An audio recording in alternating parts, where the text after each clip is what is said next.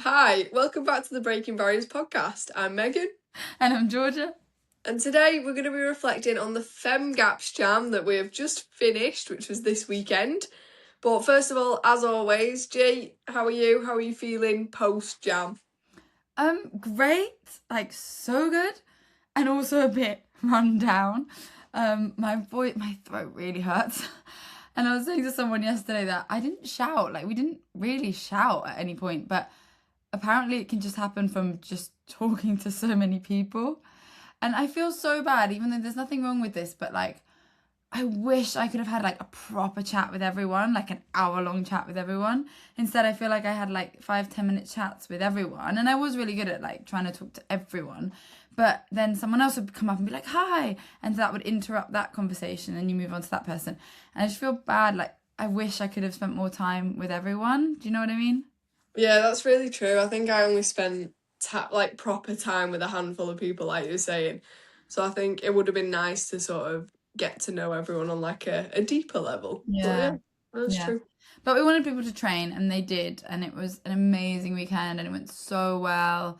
No one got injured. I didn't even do first aid. Like there was some rips from the bars. That's it. But like, amazing. That's great. And then I just when we, last night I put into our notes for this podcast something really really random because we're gonna go into the FemGaps and talk about it more, the FemGaps Jam. But before we start, I had a thought last night when I was walking home. About the best sound in the world because I was walking down the road. This is a total side quest, but and I had my AirPods in, and I actually took them out because I realised there was the best sound in the world. Now, before I say What what is it is, that? yeah, before I say what it is, what just think you don't have to say it out loud yet, but what comes into your mind of like what's the best sound in the world? Just to think about it. And I the actually first thing that don't comes to know. your mind. Hmm? I actually don't know. Because this might sound really wacky, but I'm going with it. It was the sound of the rain. Like I was walking and I took out my AirPods because it was dark, it was quite late at night, and there's like near my house there's loads of trees. And it was just the like sound of the rain on the trees. It was like a little orchestra. So I just stopped That's in the road. cute. I Little just rainforest in London. yeah, basically, yeah. I stopped in the road and just I actually did a little video as well to see if you could, I don't know if you picked it up. But I think it did because there was like for a moment there was no trains, no cars, nothing, and just the sound of the rain. I was like, isn't that just such a nice sound? And yeah, I just stood there for a bit. Love that. That was my second thought. Maybe she's gonna say the rain. My first thought was like birds. Oh, that's Because nice. I just thought, if she's walking down the road, what the hell is she gonna be listening to? Although birds So, annoy me. You know the one I can't I think I told you when you oh, were it here. sounds like a fire alarm. It sounds like my phone alarm. So Yeah. I sleep with the window open and every morning this one bird basically mimics my phone sound alarm. Do you think it actually does that though, or do you No. think? I don't know. I think it's a coincidence. Imagine if it did though. How clever would that be? It's like Like, on a does farm, you that used look to have clever? what is it called? The cuckoo or the like Yeah. rooster that wakes the farm up. Cock a doodle do. Yeah, that. But I have a bird that does it, and it does it really loud, but it's like an hour too early. Yeah, I did hear it last weekend. Yeah, it's quite Yeah. funny. Yeah, it's very consistent. Anyway, that was just a side note because I was like, I want to share this tomorrow on the podcast. And then the second thing before we jump into talking about the FemGaps Jam is we have a vlog announcement. Yes, we have a vlog. We have a vlog. It's finished. We actually have filmed 3 at this point, edited 2. So they are done. They are ready. I'm just waiting for the final render of our intro. So we have a little animation at the start. That our wonderful friend Shannon has made for us. Shout out to Shannon, Shazzy Creative on Instagram. Once she sends me that, we will schedule it for maybe early June because it's already almost the end of May. This And year's going so fast, I actually yeah, can't. yeah, I wrote the How is date it down June? yesterday and I wrote 05 for like May. And I was like, 05? How are we already in May? It was literally Christmas like 2 weeks ago. Yeah, crazy. And honestly, Megan, so much is happening. I can't keep up. So much. So much has happened and so much is happening. Actually wild. Like, even if I just think ahead, well, anyway, about what's coming, what the hell? Like you say, what the hell? I don't know how our heads are still screwed on, to But be I honest. know this is going to be a year that we look back on and we're like, yeah, that was a good year. Yeah, it's already like, to be honest, it's already the best year of my life in the first 5 months. So, you Yeah, know. it's good. Our video project is taking a hit. So me and Megan are working on a parkour video project where the whole point is to push our parkour. The first 2 days that we filmed went super well, but we just are struggling to find time together to film. I think we need to stay focused and just find time and do it. It just might take a little bit longer than expected. We had given ourselves the deadline of October so that it was edited and uploaded before the Story Awards. That's probably not happening anymore. So, in a way, like, we haven't talked about this, but I think we get to October and we see what we've got. I would love us to put something out this year and just then start a fresh project in the new year. But we can kind of see what we've got in October. Yeah, I think we just take it as it is, take it day by day and see how we get on. I think putting Because, pressure on it is yeah, not the best thing for us right now, especially when we've got so much else to yeah, look forward to. exactly. Like, it's not that we're procrastinating, it's actually that we've just got so much cool shit happening. Yeah. That it's like, uh, okay, we got to squeeze it in there, but we know that that doesn't work if you're like really overwhelmed and busy. Like you need some chill time as well. So, I'm coaching in Copenhagen this weekend. Super excited at a women's international parkour weekend. Then we have a little bit of quiet time, kind of, but then I'm going to Boston to coach. Megan's got the British Championships coming up. I will be involved in some way in the British Championships too. So there's a lot going on, and yeah, video project's taking a little bit of a side. What's the word? A little bit. It's taking a backseat, but we are still actively like planning in dates, and that's probably the video project I'm most excited about. The vlogs are more like come along with us for a weekend, and they're super fun, and I hope people will really enjoy them. So please look out for them, and yeah, just give us some love. Just let us know what you think of them, what you'd like to see more of. Yeah, excited to share those. Now I think about the video project, I wish I'd have filmed that running pre in horizontal. I'm a bit gutted now because you just reminded me. So I did the biggest running pre, just for the people listening. Biggest running pre I've ever done. It was 13 of my feet. It was at yard, and I was so proud of it. And now you've mentioned the video project, I wish I would have filmed it in horizontal, but I've Very still. true. Very true. But because you've done that one, there will be another one. I think I could do bigger. Yeah, I there think will be it's another like one. 80% of my Mm. jump. It didn't feel like max, but it was pushing max, so maybe like 80%. Yeah, there will be another one, and that will be the one in the video project. I did see one in by London Bridge. Mm-hmm. You did super there a few weeks Mm-hmm. ago, I think. Mm-hmm. And there was one that Alnis did, and I was looking at it, and then it started to rain. And it was quite downwards. It Okay. was 13 steps as well, Oh, but with a bit of a down. I know the one. Yeah, yeah, Yeah. I know the one, and that one's great, and it's actually a beautiful view. There's also, wait, my brain is catching up. There was a running pre. Oh, you just made me think of one. I was like, oh, there's a running pre. Oh, there's multiple running pre's at Barbican that would be good for you as well. Oh yeah, sick. Okay. So we have got things in mind. Yeah, there are other jumps in London. I don't know if you've seen. London has lots of jumps. Believe it or not, guys, London actually And has loads to do. probably more cinematic and aesthetically beautiful than Yard. So Brilliant. Get us Yard, there. because it's under a bridge, it's always a bit dark. So Yeah. actually, cinematically, it's not so beautiful. But Yeah. let's move on. Anyway. Talk about FemGaps Jam. That's the next point in our agenda.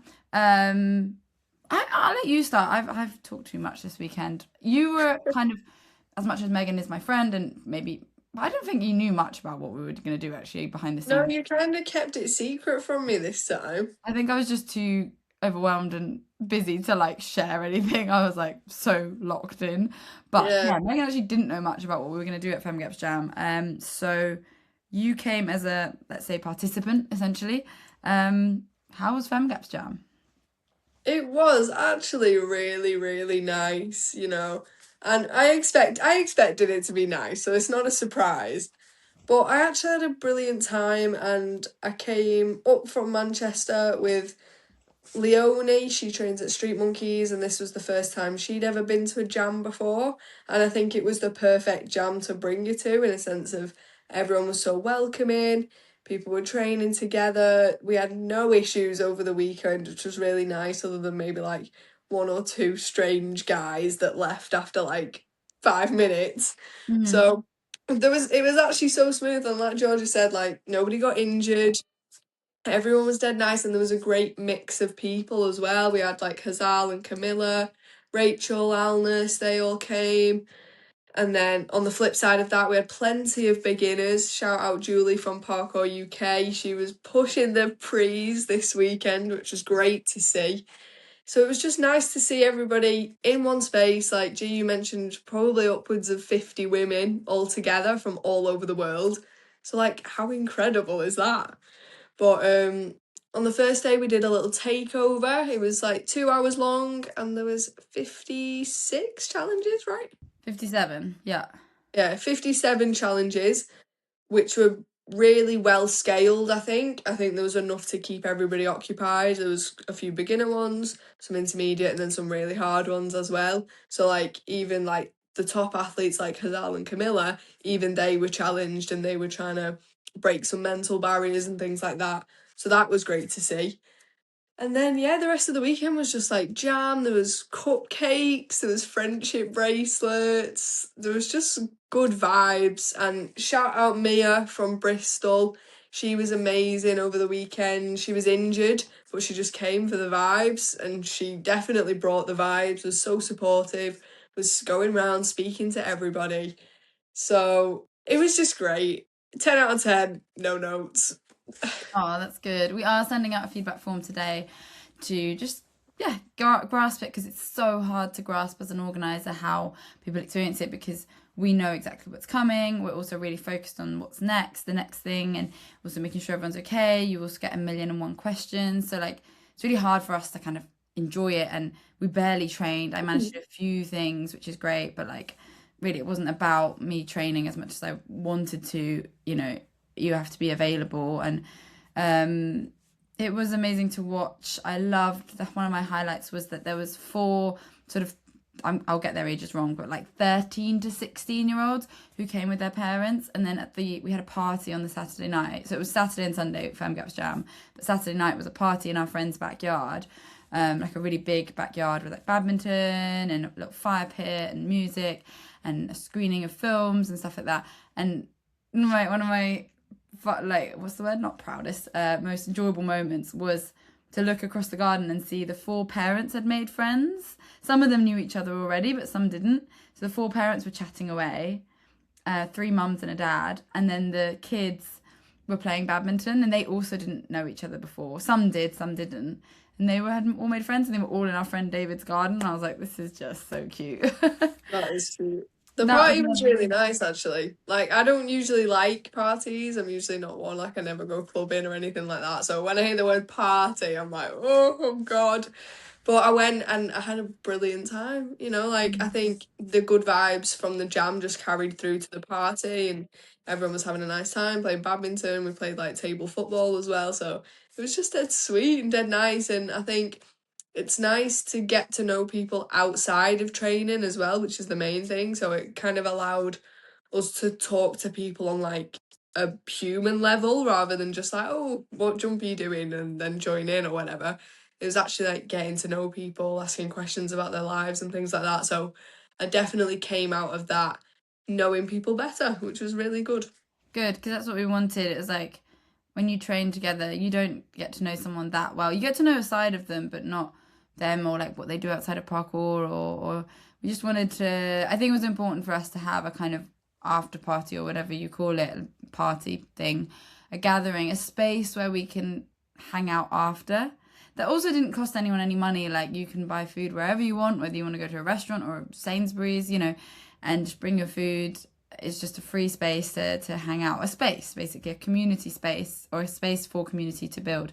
So that was great. And yeah, the event was over 2 days. The first day we did this 2-hour takeover, which was a bit of a, like, I understand that not everyone likes competition. I understand that for a lot of people, actually, parkour was never about competition. But it was, the idea was it for it to be an icebreaker. So here's 57 challenges that we've thought of for you. You don't need to think. You don't need to stand around and worry about which jumps to do or who to, like, here's 57 challenges for everyone to try. You could even filter them to like easy, medium, hard. So for beginners, they could just filter them to easy, start with those and go for it. I think it worked really well. I was really pleased that some people came to me and said, I really enjoyed that part, because I wasn't sure how it would go down, but I knew it would mean that people would start training immediately. Whereas you could easily sit around and chat all day, especially if you've not seen people in a long time, you've not been training. Maybe there was a lot of people that came that had had a long break from parkour, and then it's even easier to just stand around and chat and never actually get started. Whereas the competition just like allowed or forced people to start. I was really happy to see people do some of the harder challenges. So I set 2 in the, all of the takeover was in a very small portion of archway spot, but even then it kind of had 3 sections to it. So I set the 2 that were in the first section where we met at the beginning of the day, and it was a running or standing speed step pre. That was a joke. That was a joke. But people did it, so it was Some really people cool. did it. Yeah. And the thing is though as well, like it was interesting watching people break it. I didn't attempt it because I sort of just thought I'm gonna leave that till later. If I've got time, I'll do it. It was one of them kind of things. But yeah, it was interesting to see like Rachel and Alness, they spent like a good time on it. And I think it was the girl from America. I think her name is Emma, right? Ema. Ema, yeah, she did it, which was incredible. Incredible. So shout out to her as well. She's just an absolute powerhouse. But yeah, that was a great challenge. So good spot for that. Yeah, and then it also set the standing pre down. So in that same spot, if you look, Camilla does it in her reel. Middle wall, and you have to sort of standing pre down. It's quite a big standing pre down, but there's also a wall in the middle, so you're hurdling that wall. And it was just, I was just looking for something that was just a little bit more. So big. I wanted to make sure everyone was stretched. I didn't want to put in loads of standing pre-downs because they're heavy. But I was like, we can put in one. Someone's going to like this standing pre-down. So Camilla did that. And then on the second spot, the one that's like a kind of wheelchair access ramp, Isabel set a standing arm jump where again, Oh my god, that was the worst one. By far the worst. And go straight to arm jump. And again, it was like, you know, you can kind of gauge with your eyes, even if like I can't do that arm jump, I can kind of gauge like what's ridiculous and what's not. Don't get me wrong, we could get it wrong, but we were trying really hard to get it right. So it was nice to see people do that arm jump. Yeah, that was just crazy work. But people did it. So yeah, it was a good challenge because like it was for the people that wanted to be stretched, and the people that wanted to be stretched did it, and it was perfect. And then Camilla said she did that and got the kind of adrenaline from that. And then literally the last minute of the competition, she went up and did the running pre, which was the other one that Isabel set. I think Isabel set. We set it on the first day of challenges. I can't remember who set it, but we were like wondering if it was possible. Not because the running pre isn't possible. Like we knew the running pre was possible, but the run up is really bad. So it's like you have to run along a literally thin wall the size of one brick, and you have to run. And if you miss your foot, you have quite a big drop on your right. So yeah, you did fall. Yeah, so it was like, I was like, can you run on this wall? Can you sprint enough to get this running pre? And Camilla said she did the arm jump, and then just from that adrenaline, and it's the same distance. The arm jump gave her, I guess, some data of how big this running pre was. She then got up, went to the top of the ramp, and then did the running pre. And I think just one bang, like just went. And it was literally that she showed us the clip, and it's like 3:30, like it's the last minute of the comp. And that's so cool. So it's really cool to see that being done too. I think she's the only one that did the running pre. I think so, yeah. I don't think Hazal did it. But yeah, Camilla was she's just an absolute powerhouse as well. Super cool to see, because I think of her as a flow athlete and flow style, like that's her style. But actually, she has a really big jump. She's very powerful, extremely powerful. And it was nice to hear her say like that she had a really good session. She did like 52 out of 57 challenges. Yeah, like, I agree with that, like, because of the things she posts on Instagram, you think she's just like flow, like quite intricate, But then, like, when you put it in perspective, she's like scale world champion. So she's like, she has the power and she's proved it so many times, but you just don't see it like that until you see it with your own eyes. And yeah, it was just incredible. And I think for me, especially, the main thing I took from the weekend was being able to surround myself with people like that. Because I hope one day I'm going to be able to get to that level. So seeing Camilla and Rachel and Alness was a massive help for me this weekend as well. So shout out to her. She pushed me to do a lot of things that I was scared of. So it was just brilliant to be like in and around that group and really like pushing myself and working on challenges with them, which was so nice. So yeah, I did a nice big running pre and another scary Kong pre with like quite a big drop, which was so scary because you couldn't see the wall as you were going. So you just didn't know how much power to put in or out. So I ended up like one foot in it the first time and landed on the grass. And then second time I did it and yeah, it was great. I did it a few times after that, but yeah, I was definitely full of adrenaline. Sick. I just wanted to do a shout out to Ema because Ema, who you mentioned before, is from New York. She travelled the furthest for this jam. She flew from New York to London. She's here for a few more days, but yeah, she definitely travelled the furthest to be there. We had people from the Netherlands, we had people from France, we had people from Belgium, Denmark, Italy. Australia as well. Yeah?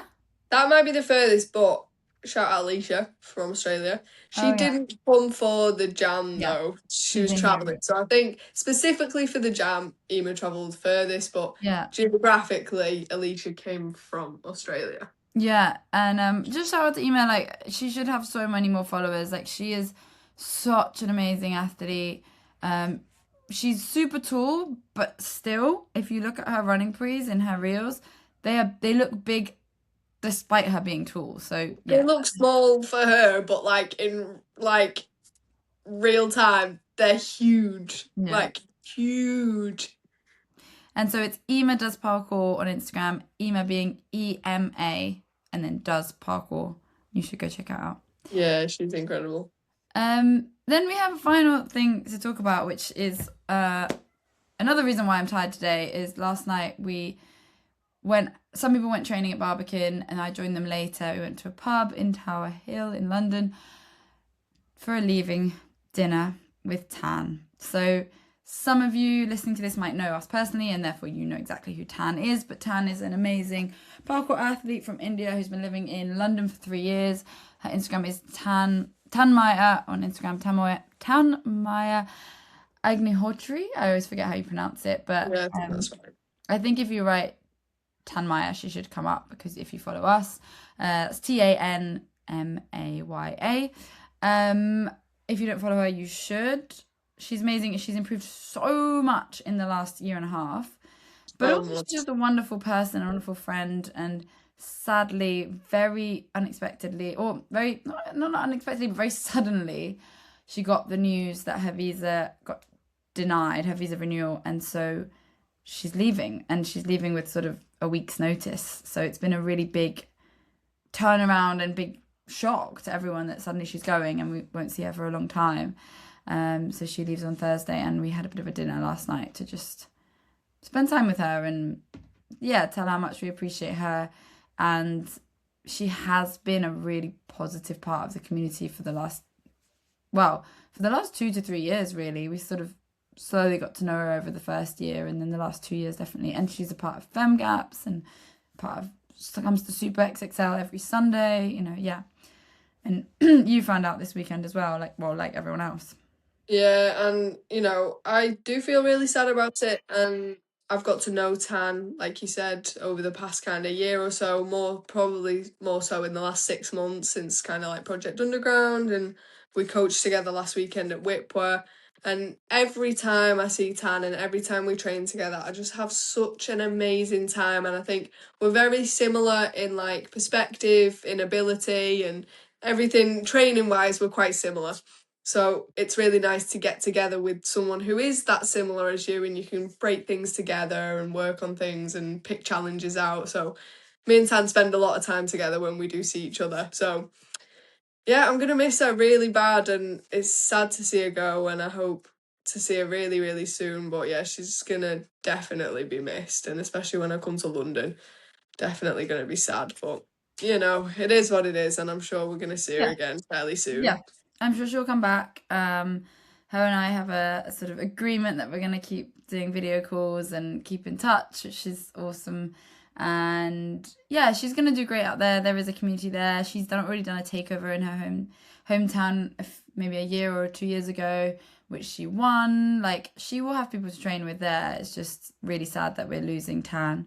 And that kind of brings us on to before I say this, just to everyone listening, if you do know Tan or you've trained with her once in your life, just drop her a little message. I think she'll really appreciate that, to know that the community and the wider parkour community notice and care that she has left London. So yeah, when you're listening to this, she will have already left. That's crazy to say. So if you hear this and know her or have met her once, just drop her a DM. I think she'll really appreciate that.